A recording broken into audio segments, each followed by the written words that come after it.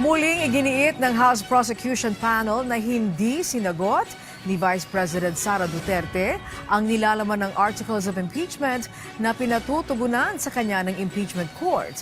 Kaya pa siya ng panel, manifestation lang at hindi reply ang kanilang ipapasa.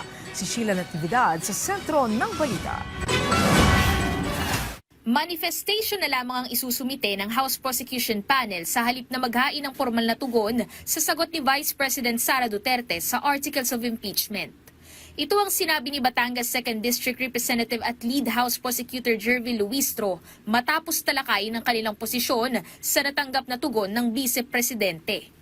Giit ni Luistro, walang bagay sa sagot ni VP Duterte na direktang tumutugon o tumututol sa mga pangunahing alegasyon na nakasaad sa Articles of Impeachment.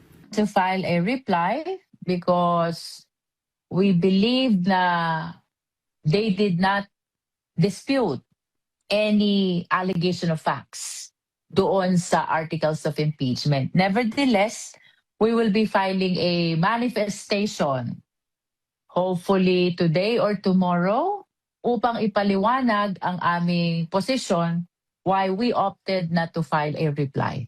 Ipinaliwanag din ni Luistro na ang isusumiting manifestation ay maglalaman ng formal na paninindigan ng prosekusyon kaugnay ng proseso.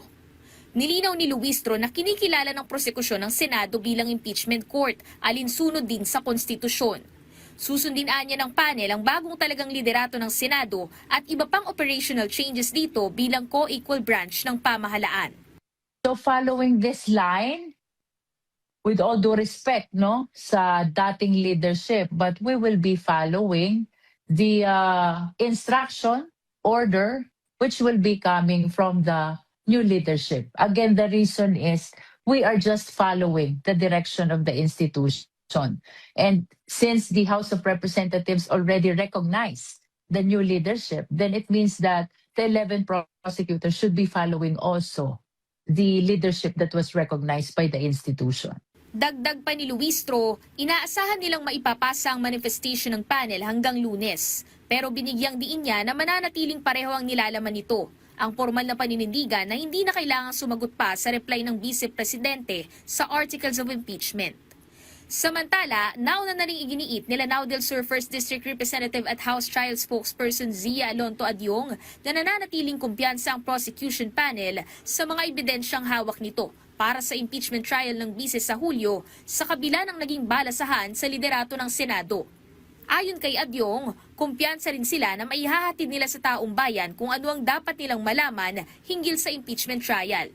Sheila Natividad, para sa Pambansang TV sa Bagong Pilipinas.